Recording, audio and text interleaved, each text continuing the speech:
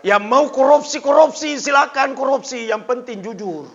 Caranya laporan pertanggungjawaban sampaikan orang. Selama saya menjabat saya korupsi sekian, tolong dimaafkan. Nah, datangi rumahnya orang minta tanda tangannya. Halal, halal, halal. Semua yang pernah mengeluarkan pajak, apa tanda tangan mana nih? Apa dia halal? Mau dia apa itu rezeki yang ditemukan dari hasil yang curang? Mau dia apa?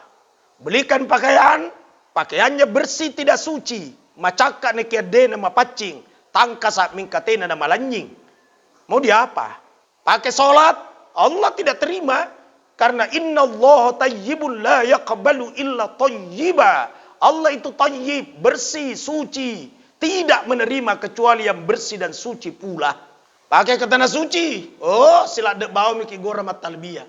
Labbaik Allahumma labbaik.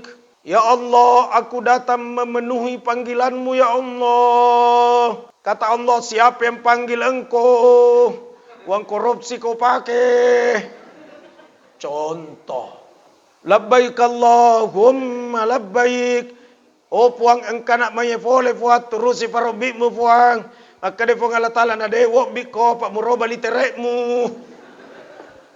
Jadi carilah yang halal.